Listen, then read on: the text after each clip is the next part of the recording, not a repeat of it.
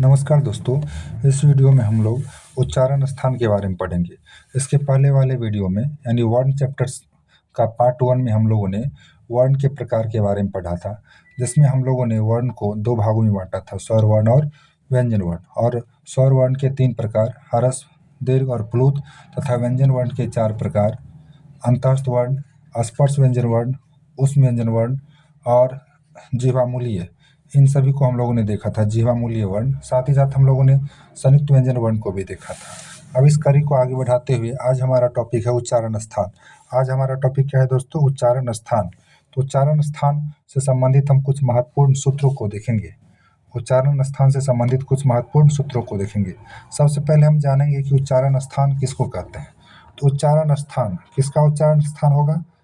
वर्णों का। तो वर्णों का, तो देखिए यहाँ क्या लिखा गया है दोस्तों।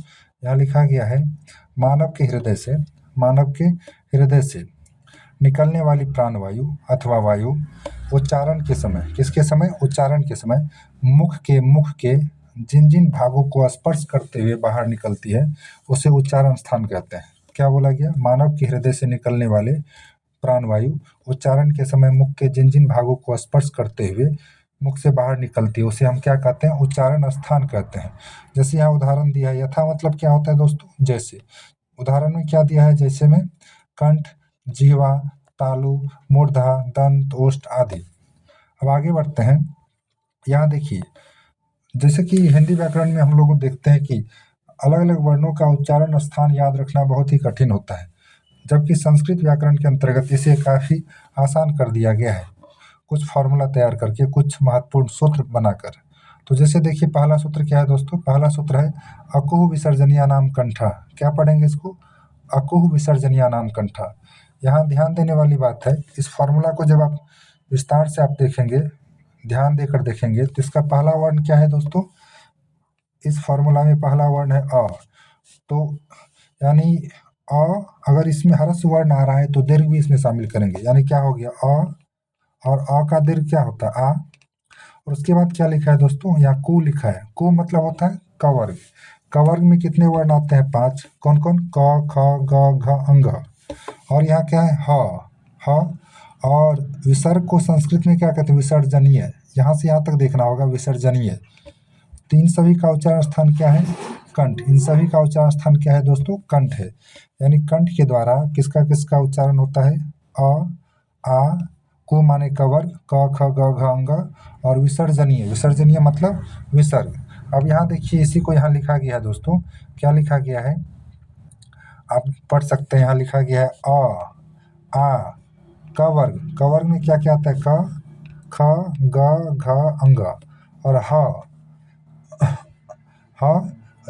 और विसर्जनीय। विसर्जनीय होगा।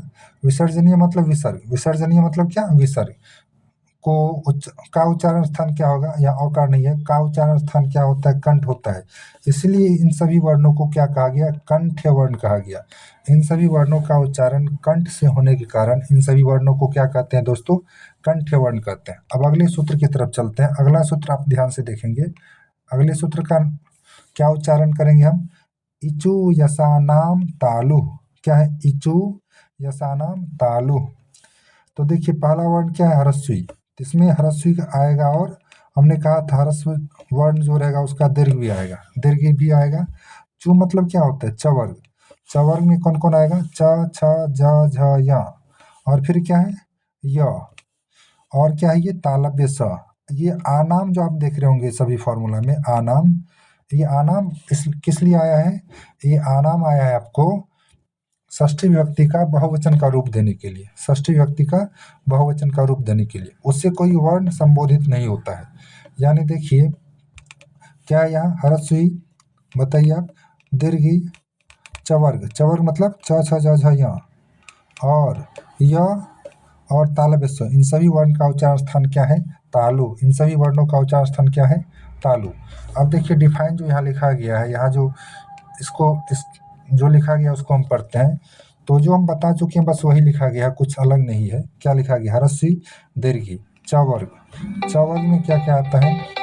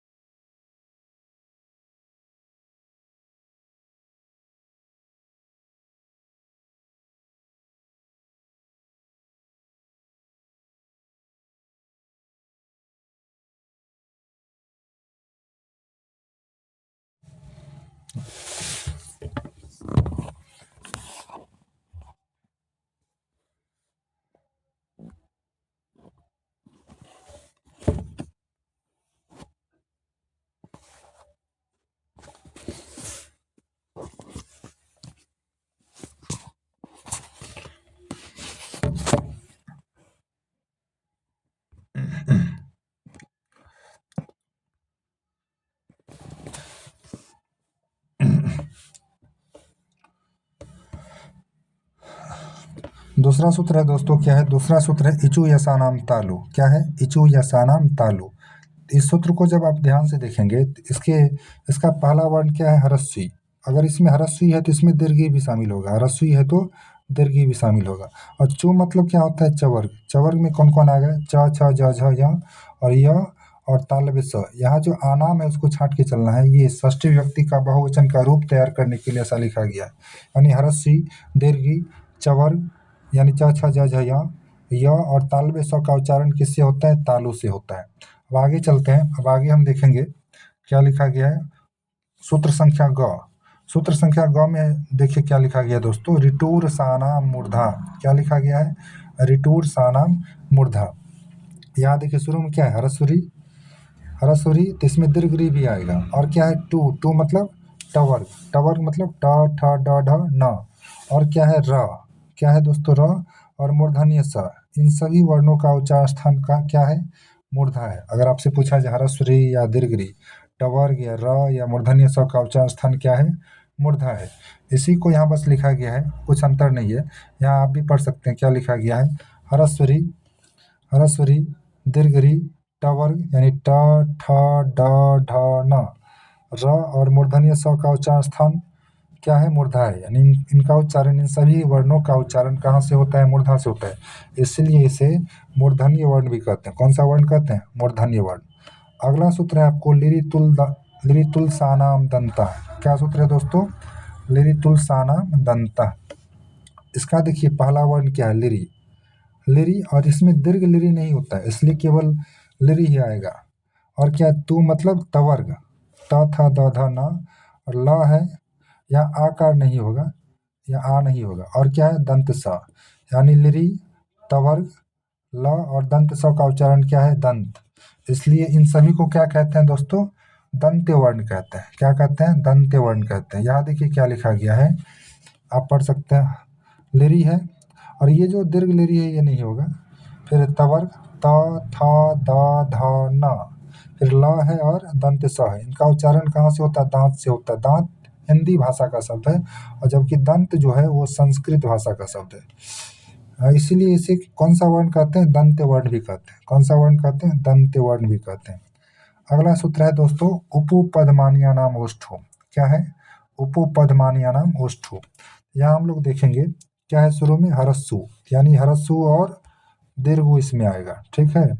और यहाँ ध्यान देने वाली बात है, इसके पहले जो जैसे इचु यसानाम तालु में चू में चौ में ह्रस्व था, लेकिन यहाँ उपपदमानिया नाम ओष्ठो में क्या है? प में दीर्घ है। यहाँ क्या होगा? देखिए यहाँ भी पहर्सु का पो आया है, उसके साथ क्या जुटा है? ये उपदमानीय जुटा है। उपदमानीय जुटा है। क्या जुटा है दोस्तों? उपदमानीय। तो यहाँ देखिए इसके अंतिम में क्या है? ह्रस्व। पो के अंत में ह्रस्व और उपदमानीय के शुरू में ह्रस्व, दोनों मिलकर क्या होगा? दीर्घ संधि होकर ह्रस्व और ह्रस्व मिलकर क्या हो गया? दीर्घ। इसलिए यहाँ दीर्घ है। यानी ह्रस्व और दीर्घ। और पो मतलब क्या हो गया? पो मतलब पवर, प फ ब भ म। और फिर क्या? उपदमानीय। इन सब का उच्चारण स्थान क्या है दोस्तों? कंठ है। इन सब का उच्चारण स्थान क्या है दोस्तों? कंठ है। अब यहाँ देखिए क्या लिखा गया है। ह्रस्व, दीर्घ, ह्रस्व, दीर्घ, पवर्ग मतलब प फ ब भ म। उपदमानीय अर्थात उपदमानीय प, उपदमानीय फ का उच्चारण स्थान कहाँ से होता है? ओष्ठ से होता है। इसलिए इसे कौन सा वर्ण कहते हैं? ओष्ठ्य वर्ण कहते हैं। अब अगला सूत्र है, यमंग नाना नाम नासिका च। क्या है दोस्तों? यमंग नाना नाम नासिका च। इसको जूम इन करते हैं, बड़ा करते हैं, तो यहाँ देखिए लिखा गया है या, ये चवर का अंतिम वर्ण है। ये म पवर का अंतिम वर्ण, अंग कवर का अंतिम वर्ण, न ये किसका अंतिम वर्ण है दोस्तों? ये टवर का अंतिम वर्ण, और ये न ये है तवर का अंतिम अंतिम वर्ण। तो ये जो है पांचों वर्ग का क्या है? अंतिम वर्ण है। इन पांचों वर्ण का उच्चारण अपने वर्गीय उच्चारण स्थान से होता ही है और साथ ही साथ नासिका से भी होता है। नासिका मतलब क्या? नाक। आगे देखते हैं दोस्तों, आगे क्या लिखा हुआ है। यहाँ वही लिखा हुआ है जो हमने बताया। क्या लिखता है? य, म, ग, न और न का उच्चारण नासिका से होता है। तो यहाँ नासिका से नहीं बोलेंगे, नासिका से भी होता है। क्या बोलेंगे? नासिका से भी होता है, इसलिए इसे अनुनासिक कहते हैं। यहाँ आकार नहीं होगा, इसलिए इसे क्या कहते हैं? अनुनासिक भी कहते हैं। अगला सूत्र है ए दयतो कंठ तालु। ए दयतो कंठ तालु क्या है दोस्तों? ए दयतो कंठ तालु। इस सूत्र को थोड़ा अच्छा से समझना होगा। क्या लिखा गया है? ए दयतो कंठ तालु। तो यहाँ देखिए, ए दयतो का जब आप संधि विच्छेद करेंगे तो ए त हलंत एत जोर ऐत, उसमें क्या जुटा है? एत जोर एतो। इसमें देखिए ऐसे आ गया है, एत जोर एतो। तो यहाँ देखिए ये जो क्या है? त हलंत है, तो यहाँ त हलंत को हटा देंगे तो क्या बचेगा? ए। ये त हलंत जो है वो लुप्ताकार है, मतलब लुप्त होने वाला है। और यहाँ देखिए, यहाँ भी क्या है? ये तो विभक्ति के अनुसार तो में औकार के साथ विसर्ग आया, तो यहाँ भी क्या है? वैसे वास्तव में ये मूल रूप में आई का तो हलंत ही है, इसका भी तो हलंत का लोप होगा तो क्या बचेगा? आई। यानी ए और ऐ का उच्चारण स्थान क्या है? कंठ और तालु है। केवल कंठ नहीं है या केवल तालु नहीं है, कंठ और तालु दोनों है। अगले सूत्र की तरफ चलते हैं दोस्तों। अगला सूत्र है औदौतो कंठोष्ठम। क्या है? औदौतो कंठोष्ठम। औदौतो कंठोष्ठम, इसको भी जब संधि विच्छेद करेंगे तो ये होगा औ का त हलंत औत, फिर क्या होगा? औकार त हलंत, और उसमें देखिए आगे और समझने के लिए लिख सकते हैं औकार विसर्ग। देखिए इसके अंत में भी तो हलंत है, ये हट जाएगा तो क्या बचेगा? ओ। इसके अंत में भी तो हलंत है, ये भी हट जाएगा तो यहाँ क्या बचेगा? औ। तो यानी ओ और औ का उच्चारण स्थान क्या है? कंठोष्ठम है, मतलब कंठ और ओष्ठ दोनों है। अगले सूत्र की तरफ चलते हैं दोस्तों। अगला सूत्र क्या है? वकारस्य दंतोष्ठम। वकारस्य दंतोष्ठम, ये देखिए वकार मतलब व की बात कर रहा है। जैसे चौकर रौचार कहते हैं, तो इसको क्या पढ़ते हैं? च आकार। तो इसी तरह अगर वो क वक पढ़ते हैं, तो इसको अगर अच्छा से स्पष्ट करके पढ़ना तो वो अकार क वक पढ़ते हैं। तो यही वकार मतलब केवल व है, तो वकार व का उच्चारण स्थान क्या है? दंत और ओष्ठ है, दंत और ओष्ठ है। क्या है दोस्तों? दंत और ओष्ठ है। अब हमारा टॉपिक है वर्ण विन्यास। क्या है? वर्ण विन्यास, यानी वर्ण विन्यास, वर्ण को जोड़ेंगे नहीं, आगे पढ़ेंगे वर्ण संयोजन। यहाँ सॉरी, ये क्या है? वर्ण विन्यास। इसमें वर्ण को बांट बांट कर लिखेंगे। तो वर्ण को बांट कर कैसे लिखेंगे? किसी शब्द में उपस्थित वर्ण को जब बांट बांट के लिखेंगे तो इसको क्या कहते हैं? वर्ण विन्यास कहते हैं। तो देखिए दोस्तों क्या लिखा गया है। किसी शब्द में उपस्थित, यहाँ आप लोग ध्यान से देखेंगे क्या लिखा गया है। वर्ण विन्यास के बारे में लिखा गया है, किसी शब्द में उपस्थित वर्णों को अलग अलग लिखना ही क्या कहलाता है? वर्ण विन्यास कहलाता है। या वर्ण विन्यास का दूसरा नाम क्या है? वर्ण विच्छेद। जैसे यहाँ क्या है? बालकः। बालकः में सबसे पहले ब आकर बनाते हैं, तो कैसे बनेगा? ब हलंत जोर आ, क्या बना? बा। फिर देखिए ल को बनाइए, तो ल हलंत जोर अ, क्या बना? ल, प्लस क विसर्ग है तो क हलंत जोर अ विसर्ग। क्या हो? बालकः को हमने बालकः शब्द में उपस्थित वर्णों को हमने अलग अलग करके लिखा, तो ये क्या हो गया? बालकः का वर्ण विन्यास। इसी प्रकार लता का वर्ण विन्यास क्या होगा? ल कैसे बनेगा? ल हलंत जोर अ, तो बना ल। ता कैसे बनेगा? त हलंत जोर आ, ता, तो क्या बना? लता। ये हो गया दोस्तों वर्ण विन्यास। अब आगे है वर्ण संयोजन। वर्ण विन्यास का उल्टा होता है वर्ण संयोजन। यहाँ देखिए क्या लिखा गया, नाम ये वर्ण संयोजन, यानी वर्ण को जोड़ेंगे। कहता है वर्णों को मिलाकर शब्द निर्मित करने की प्रक्रिया को वर्ण संयोजन कहते हैं। जैसे यहाँ देखिए ग हलंत जोर आ, अ, पूरा ग हुआ, ज हलंत जोर अ विसर्ग, तो क्या हुआ? ज विसर्ग, तो क्या बना? गजा। अब यहाँ देखिए जैसे यहाँ लिखा गया है व हलंत जोर ए ऐ, क्या हुआ? वै। ध्यान दीजिएगा जो हम घेरे हैं। फिर है ज हलंत जोर य हलंत जोर आ, ज हलंत जोर य बराबर होता है ज हलंत जोर य बराबर होता है ज्ञ हलंत। ये संयुक्त व्यंजन वर्ण में हम लोगों ने पढ़ा है, उसको फिर से हम रिपीट कर लेंगे। ये क्या हो गया, ज्ञ आकर। न हलंत जोर ह्रस्वी होगा, यहाँ दीर्घी लिखा गया, दीर्घी नहीं होगा, ह्रस्वी होगा। तो न हलंत जोर ह्रस्वी क्या होगा, नौरसिकर। और क हलंत जोर अविसर्ग क्या होगा, क विसर्ग। तो क्या होना, वैज्ञानिका। तो थोड़ा सा संयुक्त व्यंजन वर्ण को फिर से हम देख लेते हैं। इसके पहले वाले वीडियो में हम लोगों ने संयुक्त व्यंजन वर्ण को पढ़ा था। देखिए दोस्तों, संयुक्त व्यंजन वर्ण, संयुक्त व्यंजन वर्ण उसको कहते हैं जब दो लगातार व्यंजन वर्ण हो, जब दो लगातार व्यंजन वर्ण हो और उसके बीच में कोई स्वर वर्ण नहीं हो। जैसे क्या है दोस्तों, संयुक्त व्यंजन वर्ण कहता है जब दो व्यंजन वर्णों के बीच कोई स्वर वर्ण उपस्थित नहीं हो, जब दो व्यंजन वर्णों के बीच कोई स्वर वर्ण उपस्थित नहीं हो, तो इस प्रकार के वर्ण को संयुक्त वर्ण कहते हैं। क्या कहते हैं, संयुक्त वर्ण या संयुक्त व्यंजन वर्ण कहते हैं। जैसे आप ध्यान देंगे, क हलंत क्या है, व्यंजन वर्ण है, और मूर्धन्य स हलंत भी क्या है, व्यंजन वर्ण है। इन दोनों के बीच में कोई स्वर वर्ण आया है क्या, नहीं आया है। तो क हलंत जोर मूर्धन्य स हलंत, ये दोनों मिलकर बनेगा अक्षा हलंत। क्या बनेगा, अक्षा हलंत। ये अक्षा हलंत क्या हो गया, संयुक्त व्यंजन वर्ण। इसी तरह त्र बराबर त हलंत जोर र हलंत जोर अ। ये जब अ लग गया है, स्वर जुट गया है, तो इसमें हलंत नहीं है। इसी तरह अभी जो हम वैज्ञानिका उदाहरण लिए तो उसमें क्या हुआ था, तो ज हलंत जोर य हलंत की जगह क्या होगा, ज्ञ हलंत।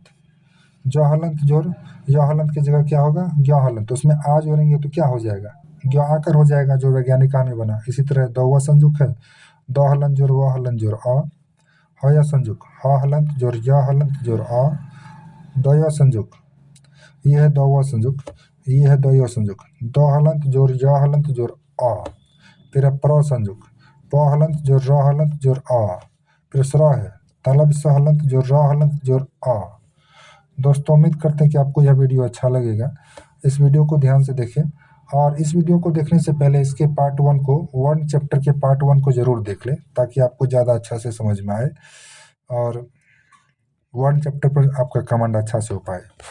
और इस वीडियो को देखने के लिए बहुत बहुत धन्यवाद, और हमारे चैनल को ज़रूर सब्सक्राइब करें और अपना फीडबैक देने के लिए कमेंट ज़रूर करें। धन्यवाद।